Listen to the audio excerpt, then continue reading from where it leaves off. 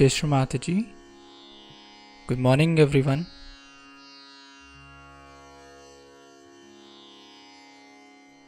Let's all bow down to Shri Mataji. Raise our Mother Kundalini and put Bandhan.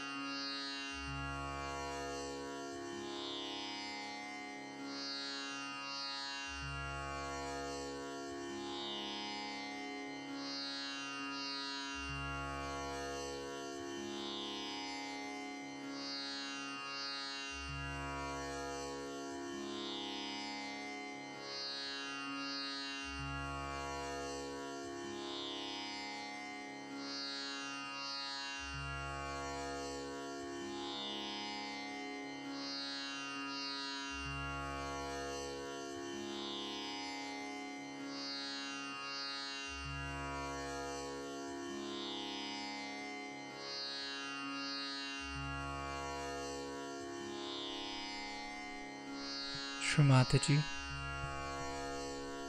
you are Shri Ganesha.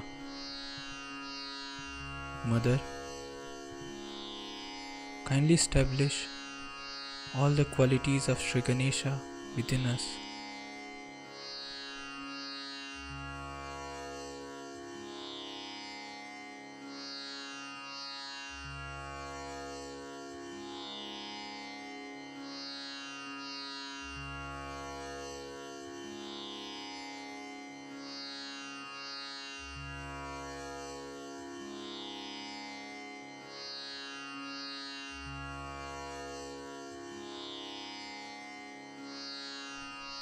We'll recite Shri Ganesh Mantra.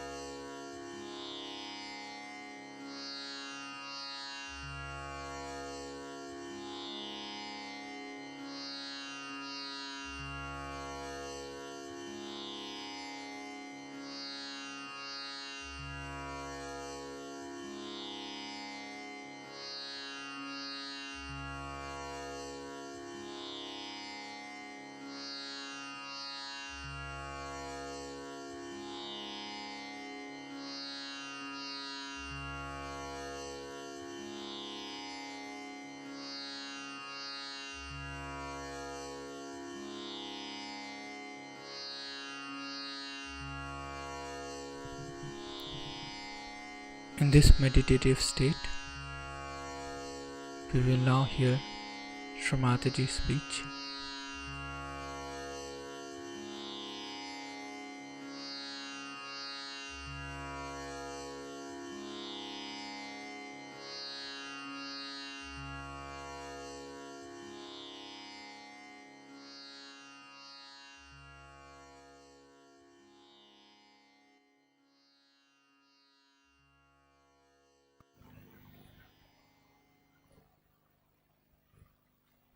I was overjoyed to see the way you had organized this beautiful welcome. I must say that it's your love which finds all kind of expressions of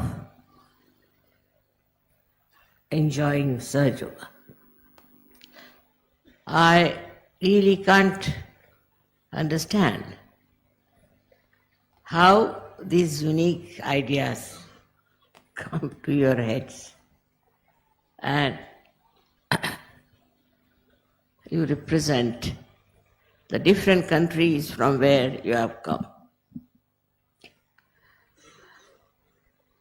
I wish you carry these flags back to your own country and tell them the message that the time has come for our resurrection, that we have to rise.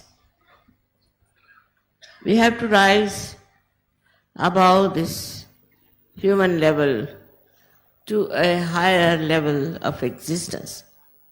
And if that happens,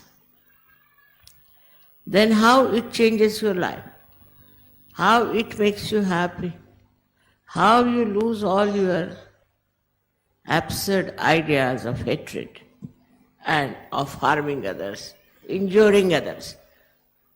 All this kind of ideas which have worked out to give some sort of a sadistic pleasure to many people, and they have enjoyed the way they want to destroy the joy of others, the happiness of others. To maintain the happiness, I know, you being Sahajogis, you have to bear a lot, tolerate a lot of nonsense. You have already done it. And gradually, once Sahaja Yoga is established in your own countries as something that is so beautiful, so very pure, so very important, that all others in your countries also will try to follow that path which you have crossed over. Only your lives are the ones which will reflect the beauty of your inner being and of Sahaja. I told you yesterday what was missing in the human awareness, and that the attention was not on the spirit. But when it is on the spirit, what happens to you? Firstly, you become, according to Sanskrit words, gunatit. You go beyond all the three gunas. That means you are no more a person who is tamoguni, means the one who has got all kinds of desires of self-indulgence. Your attention moves from there to the second style where you are rajoguni, the right-sidedness. You want to do something, want to show something, you want to become something, you want to compete with others. All this struggle just disappears. Atit means beyond. Then sattva guna. That is also where you are seeking, where you see that what's wrong in this kind of extreme behavior, and you just hate that kind of life, and you want to get out of it, and then you start seeking. That also is finished. All the gunas are finished. So you become Gunatit. It just happens when your attention goes to your spirit. Because now the attention is not on any one of your inherent, we can say, or conditioned qualities or of egoistical qualities. So you become a person who is beyond this. This is something very remarkable as far as for normal life, but for you it is not. It just happens. You just enjoy being yourself. You're no more concerned about your own conveniences, comforts, and petty things. But what happens is that you just go beyond all these three gunas which have been dominating you this way or that way.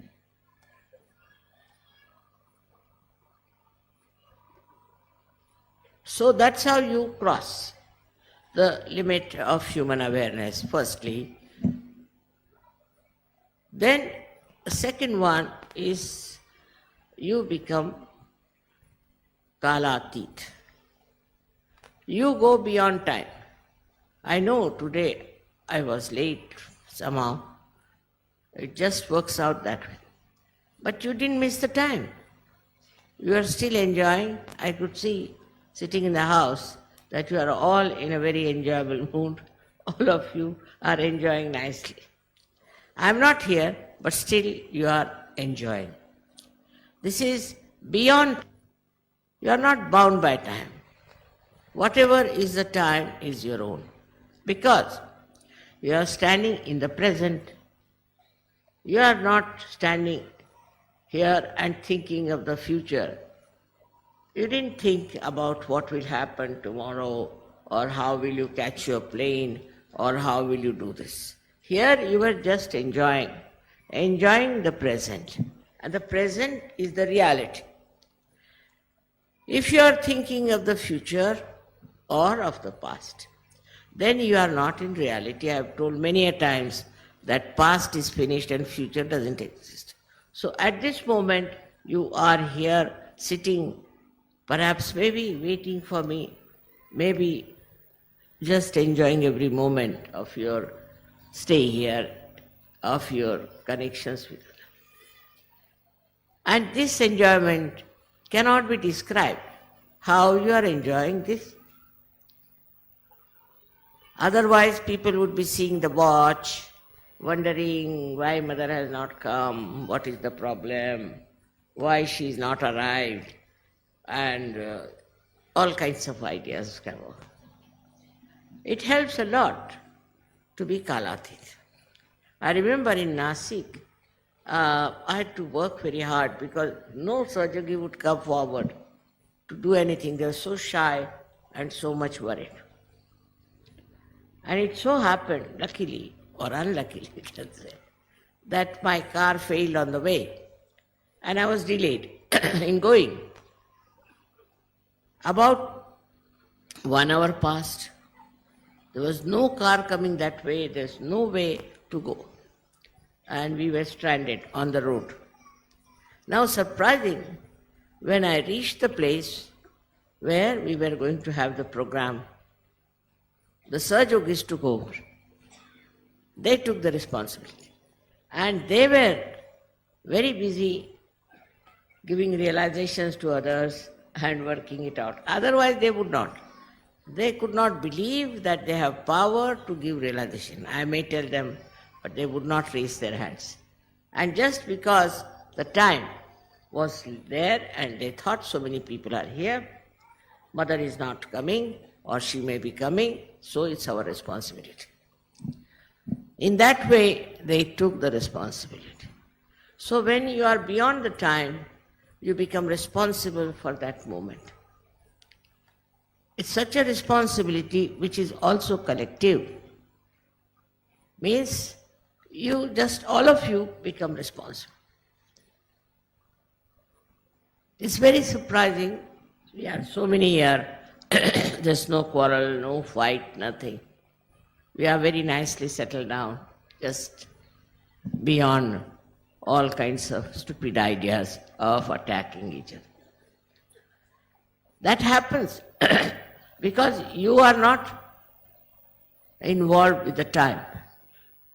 The time cannot bow you down. Perhaps if it were not you people, some other people, they would have thrown stones on my car, thinking, so late she comes, we are here boiling in the heat. They would have resented. But not the people who are beyond time. They are nicely sitting down, enjoying themselves. It doesn't matter, the time passes on. Then you become dharmatit. You become beyond dharma, beyond your human nature.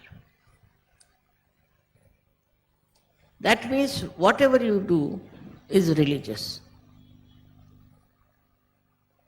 Whatever is your endeavor is religious.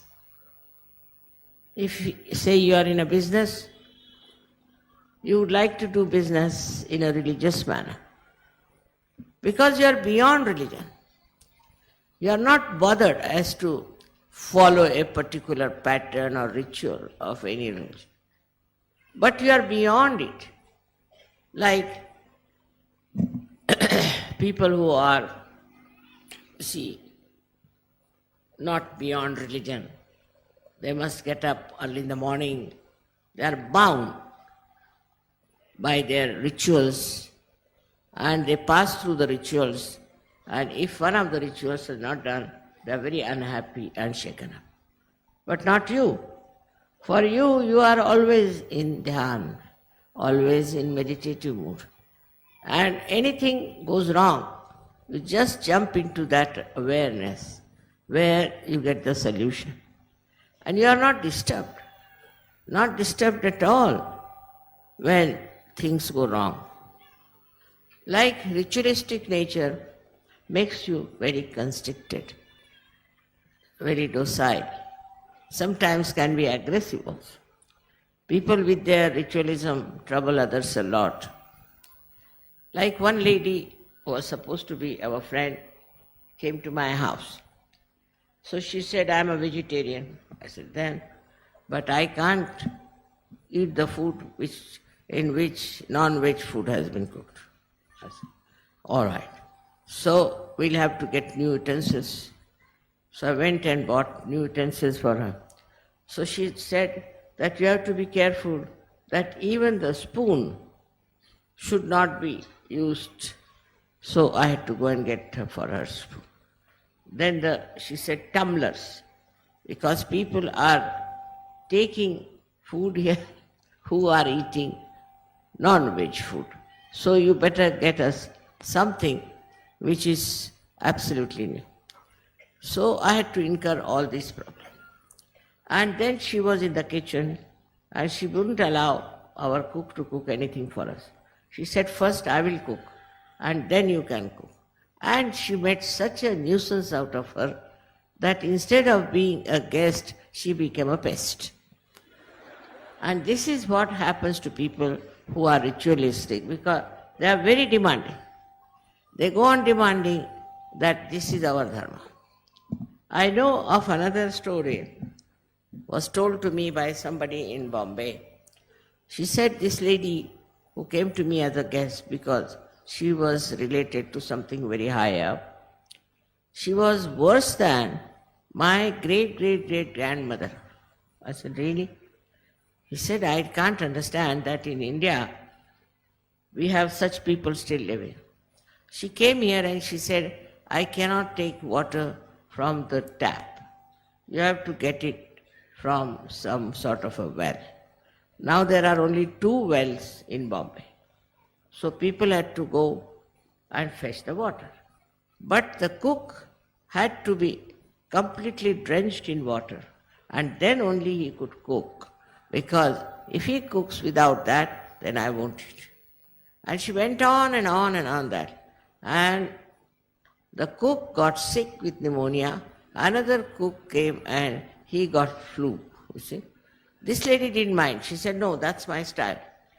So she asked me, what should we do with such people, mother? I said, you should have asked her that we have this thing. If you like it, well and good. Otherwise, you don't eat. It's all right, good. Fasting is a very good thing. That's the only solution for such people who are so self-centered and so much bothering others. So this self-centeredness comes to us because we think this is our dharma, this is our right, this is everything belongs to us. How they dare they do not do it. How much we trouble others, how much we make them inconvenient, how much we try to make their lives miserable, we never think. We go on demanding things. This is my dharma, what can I do? This is what I have to do. But it becomes such a conditioning of the mind that I have seen many cases in Sahaja Yoga who got conditioned like that. There was a lady, French lady, who came to Sahaja Yoga, and her mother was very ritualistic to begin with. And she was so troublesome that she must go to church every Sunday. She would dress up well, go to church and come back. And one day she just disappeared. So they told the police to find out this lady. And when he went to find out the lady, the police said that we can't find her, God knows where she is disappeared. Then she said, all right, go and find out in the church. She was still sitting in the church. Next time again she disappeared. It happened 3-4 times. So the police said, sir, we have finished with her.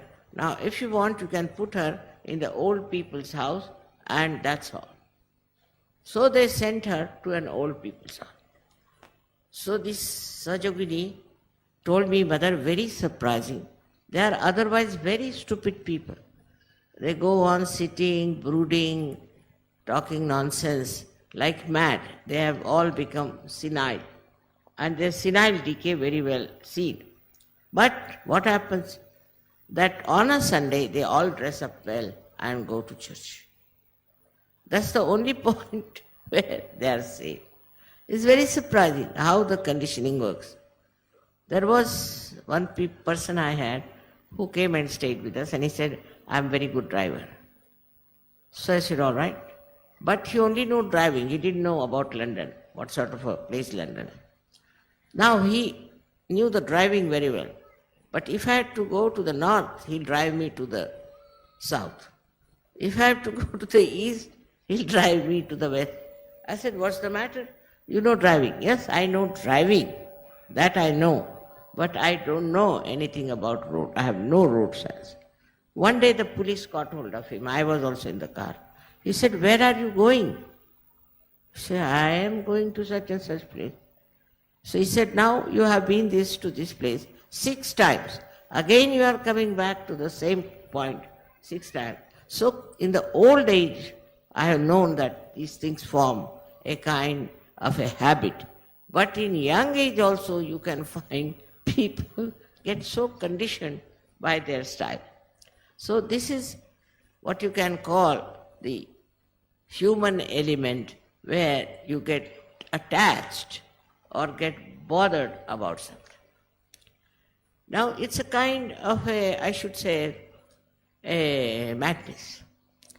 That somebody demands this, somebody demands that, I don't like this, I don't like that.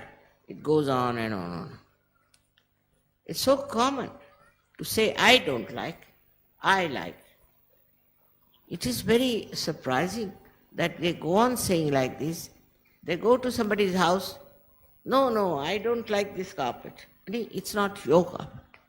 You not purchased it. This person has purchased the carpet. What have you got to do? Why should you say, I don't like? Who are you? You have not paid for you. The one who has paid likes it, finished. Why do you want to pass your remarks? I don't like. Are you a connizer? So to criticize us. Somebody is wearing, supposing the hair in a way, but I don't like this kind of hairdress. Why? I don't like, that's all.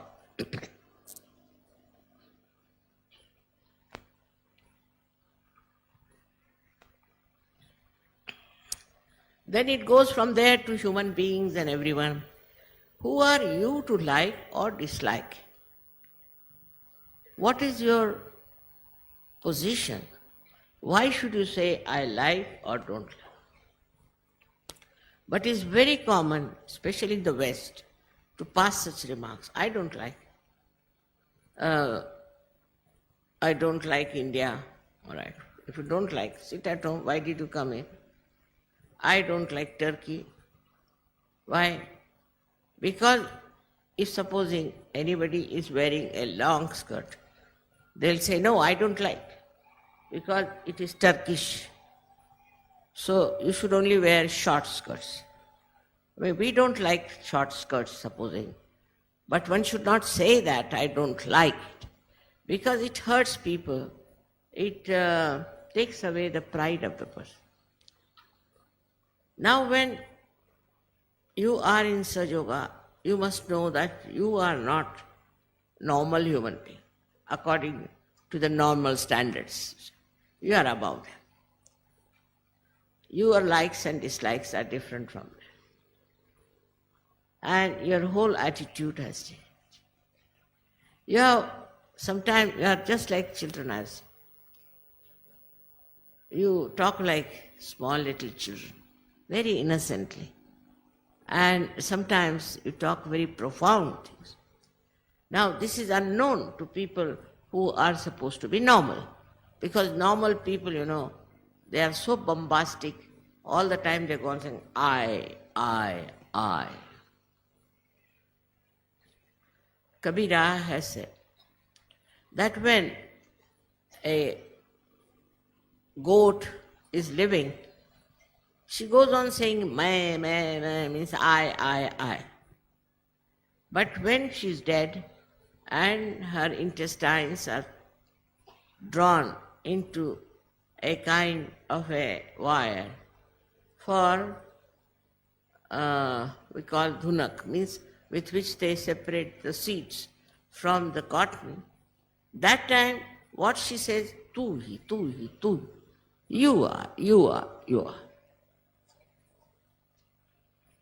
You are everything. When you say that, immediately your attention goes away from others, finding faults with them, finding what's wrong with them, using your brains all the time to criticize others, to make fun of others, sometimes even to talk ill of others. People enjoy gossips. Why? They enjoy gossip because they don't know that another person is the same as myself, and I have no business to gossip about that person. So this understanding, I should say this loving wisdom doesn't exist when you are a normal human being. At the slightest provocation, you can get angry, start doing all kinds of things, just like a bull in the china shop. You can behave anyway. Suddenly you find them just growing up into that. The reason for that is you are not yet a Sahaja Yogi. But Sahaja Yogi is a person who enjoys all kinds of things. Say somebody becomes very angry and hot-tempered. He also sees that, what is happening, how he is being. So actually, it is not a dharma that you get angry with someone. It's not. It is something very low to be angry with others, to be all the time shouting at others, to be exacting things from others, or to criticize others, thinking you are something great. And this doesn't pay. By the time you come to the end of life, you'll find you haven't got one friend, one neighbor. Another thing is that when you are very egoistical, you think no end of yourself. And you go on talking, jabbering, and the another person just gets bored stiff But still you are talking about, I did this, I went there, I. It goes to any limit. And you are not ashamed as to what you are saying. I have seen people who have taken to all kinds of funny attitudes towards others when they are just normal human beings. If somebody says something wrong about somebody says that that person is like this, I know, is he did this way. Immediately it goes into their mind, yes, true. Now that makes your mind a sick mind. We can say vikrut, where the mind is not normal. You become sick and you accept all this sickness and go on accepting it till you are a sick person. And this sickness is extremely dangerous. Not for others so much as for yourself. Because nobody can stand such a sick personality. Now,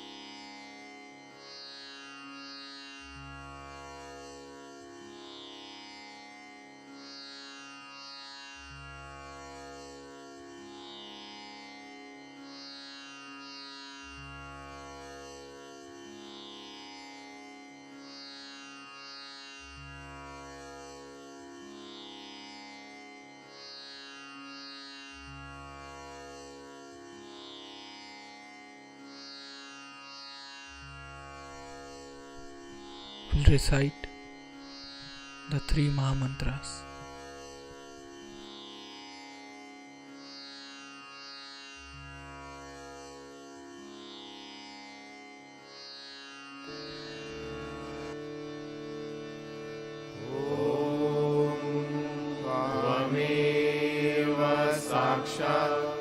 Shri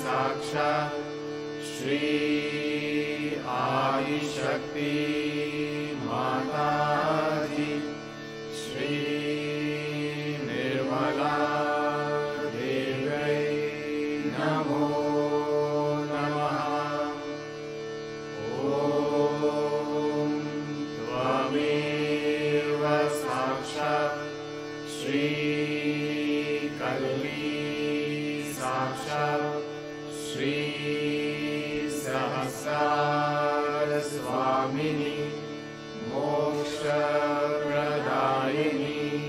माताजी श्री निर्मला देव्यै नमो नमः।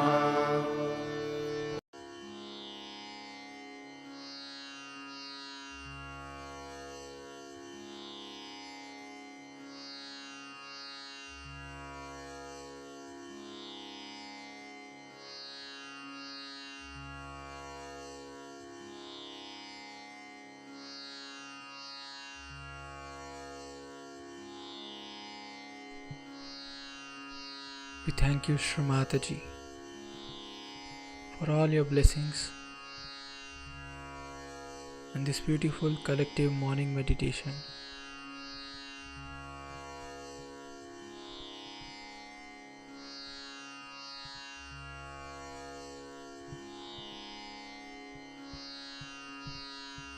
Let's all bow down to Shri Mataji, raise our Mother Kundalini and put Bandhan.